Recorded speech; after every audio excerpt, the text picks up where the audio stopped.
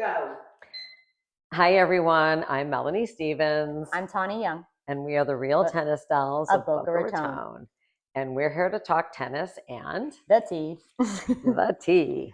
Cheers to that. Matcha tea, that is. I need some more. I'm running out. So good, I know. I'm exhausted from our lesson today. I know. So, well, that's what we did today. we decided to take lessons. Sometimes it's good to work on your game, and I do that all the time. When I'm not in a match or a clinic, again, I take lessons. We've talked about it probably before, but I continue to take lessons. I'll continue to take lessons. Tennis, there's always room for improvement. Absolutely. So I like to take lessons too. You take way more than I do. I throw them in here and there. Yeah. But you've been playing tennis longer than I yes, than I have. True. So I need more lessons. And I'm already at that point, when you see all the new players and they hit so beautifully, they haven't been corrupted yet. I'm so corrupted that it doesn't even matter a lesson here, a lesson there. But it is always fun. What she means by corrupted is she learned tennis a while back, and she's like, I'm not changing my strokes now. Right. And there's a lot of players that are like that. They're like, I am where I am, and I'm happy with what I'm doing. I'm not going back to point A or point B. Not changing anything. I, however, have a long way to go still, so I'm changing A, B, and C. Right. So I do like to tweak every now and then, but besides maybe not a total change up. Not an overhaul like this one. Exactly. But you don't need an overhaul. No, depends. you don't. You don't. But anyway. Yeah. Actually, we're here because this is part two. We had to come back and finich part two of the continuation. Yes, because we have a lot more to talk about with part two. We do. So this is part two of head case. And so let's get right into it. Let's do some tennis talk. All right, here we go. So let's get right to it. So we're going to go into high heat situations, like where the pressure's on, right? And your partner is just, the pressure's getting to them and they're a head case. So what's going to happen falling next? apart. So next, so generally when you've played with these players, what happens next when the pressure's on? And maybe the points are getting close and their turn to return the ball or serve the ball. What generally happens? I mean, I am a believer in always being so positive on the court, and I always try to get my partner going. Come on, you're doing great. I'm very big on that. And I think it's so important, especially with the people that are getting into their own head. And I always say, I don't care if you miss. Come on. We got this. And I think it's so important to lift up your partner, because they're already beating themselves up. And there's so many times that I mean, even in friendlies, that people just beat themselves up so bad. They miss a shot, they start calling themselves crazy names, and they're yelling at themselves, and they're beating themselves, and they're taking the racket and hitting it on the ground. And I'm going, this is a friendly, who cares? Hitting themselves. Come on, this is so silly. Let's go, guys. So unnecessary. And so I'm a big believer in positive, and trying to hoot them up to get them out of their own head and kind of force them out of that space. Yeah, because if you don't, because realistically, when you get into those pressure situations, generally what happens when they get in their head is that the next ball is probably going into the net, or the next ball is going over the fence because it wasn't even close to being on the court. So that's what happens.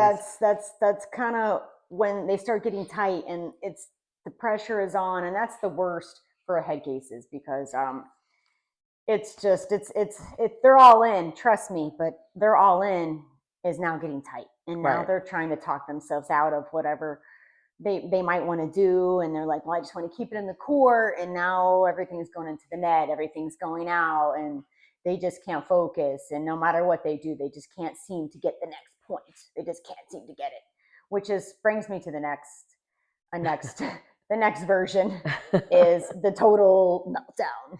Okay, so I played a match. We've seen many times. I played a match. It's been a while ago now. We'll say it was with Karen and Sue. So I had Karen or Sue. And we're playing a match. We're up 5-2. Okay, it only goes to 6. We're 5-2. The dreaded 5-2. She calls the dreaded 5-2. And there's a reason, because a lot of the times at 5-2, the points can all of a sudden change, and then all of a sudden you're the one. Now it's 5-5. and you're like, I was up I was up 5-2. What happened? I just couldn't close it out. I call it the killer score every time. And maybe you were the head case and you couldn't get the ball over the net and you couldn't get the point to save your life. But here's the thing also not to do when you're having a total meltdown. Maybe this is not the time to go for that lob that you haven't done the entire match. Or maybe, just focus on watching the ball. Keep your eye on the ball. I mean, a lot easier said than done, I know. Trust me. But get the ball over the net. Just get the ball over the net, which if it were so easy, we would all do it. Right. I know. Right. We've all made mistakes. We're not saying we don't. We make just as many as everybody else. There's times, and I'm not even a head case. I'm like, just get the ball over the net, Tani. What is wrong with you? Just hit the return. Stupid. And it's very common, unfortunately. But so in that particular match, we're up 5-2, and then it's like 5-3, 5-4, and I'm looking at my coach like, I don't know what to do. So then I'm like overly poaching. I'm like, oh, got this, I got this.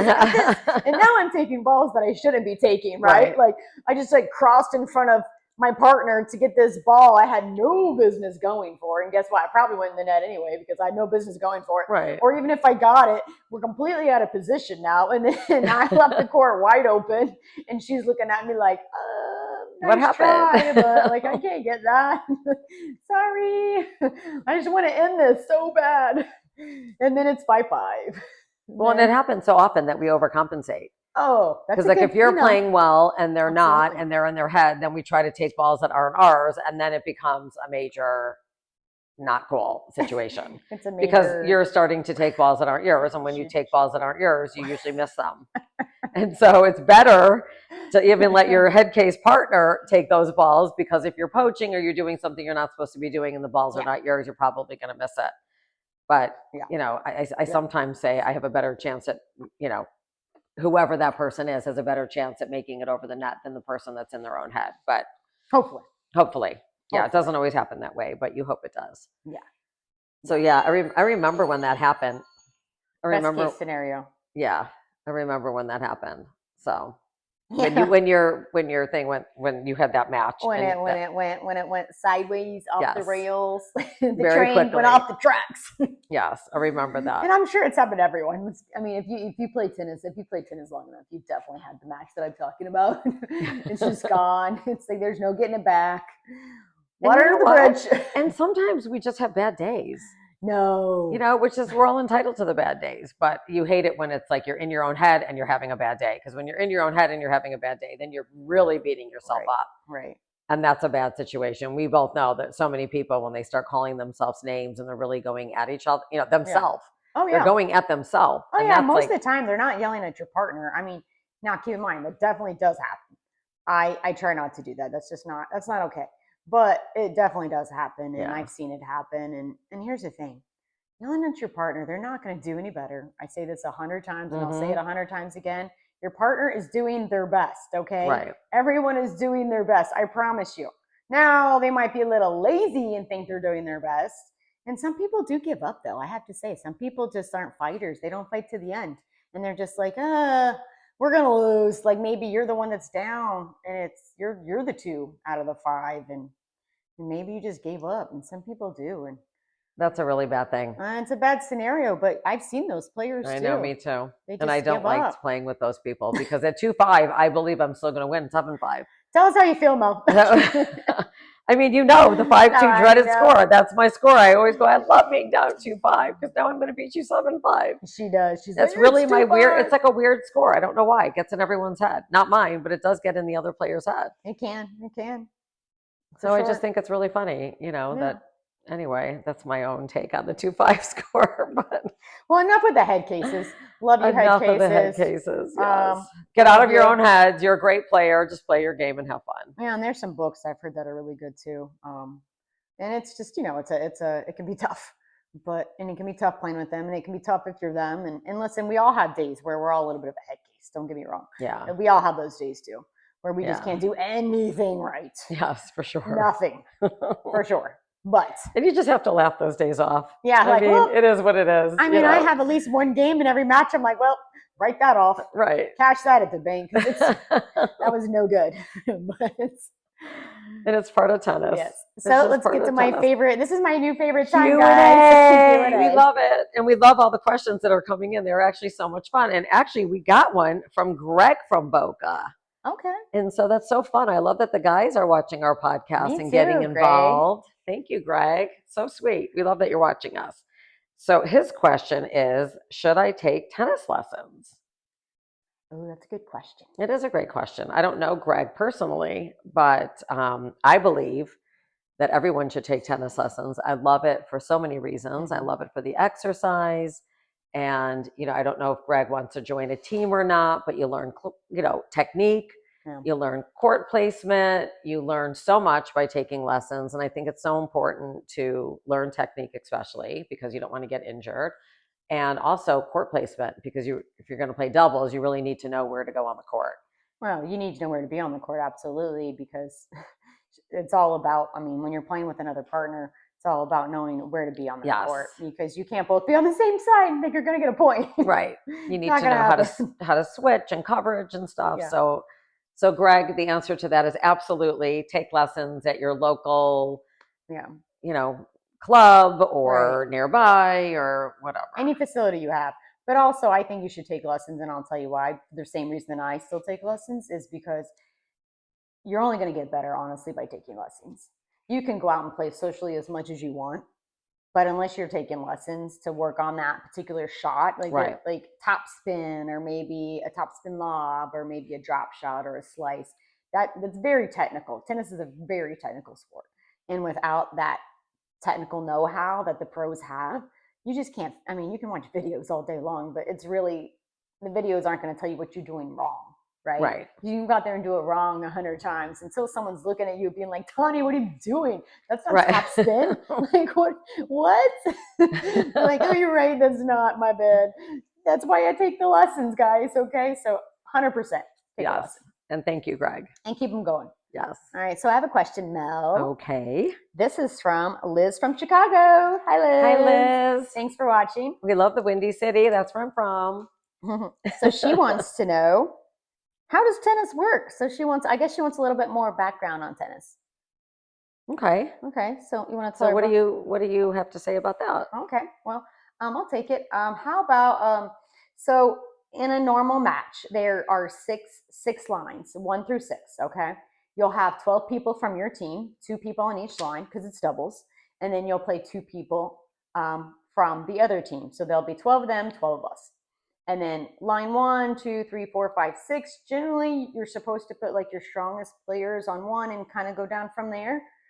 Depending on the level, sometimes you could have a really strong team throughout, and then you get to kind of mix it up, which is kind of nice because then you don't know necessarily who you're going to play from the other team.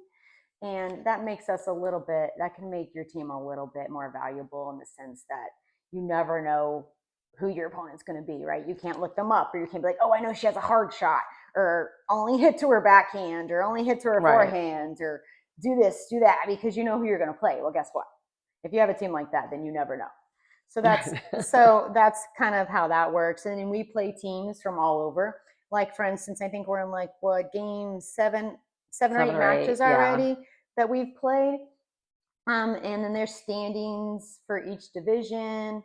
And let's see, what else? I do want to make one point. You don't get to pick your partner, though, by the way. You really don't get to pick your partner. Well, and you're not switching. It's not like, I think people are also asking us some pickleball questions, too. And I think in pickleball, you switch partners and stuff. But in our matches, we are only playing lines 1 through 6. I know. Lines 1 through 6. And that is your person. And you play with your partner and you play a match. And a match is six games and you have to win 2 out of 3. Yes. So, unfortunately, there's no switching partners. No switching partners. You have to do all the sets with your partner. And some people ask, like, do you get to pick your partner? Not really. So sometimes if you go in with a partner, and then sometimes you get to play. Doesn't even matter at this day anymore. Like, I had a partner for the last 2 years that was my partner when she was gone. I played with other people, though. But this year we kind of don't really have partners yet. So we're still trying to figure that out. And generally the coach, your pro of that team, will make the lineup and put partners together. So even if you don't know that partner from whatever, You're playing with that person. Right. And you might have to figure them out as well as the opponents that you're playing on that particular day, which has kind of been where we're at right now. Right. Right. So it's making it a little bit more difficult. But I would say that's a pretty good brief explanation. Yeah, of our I think that kind of, I think that set it up. So thank you, Liz and Greg, for all the questions. Thank you so much. We love that they keep coming in too. Yes. So that's so much fun. So we want to say thank you for watching. Thank you for watching. Thank you for being here. We appreciate it. Yes, and we'll see you soon. Come back for more tea. Cheers. Thank you. Thank you.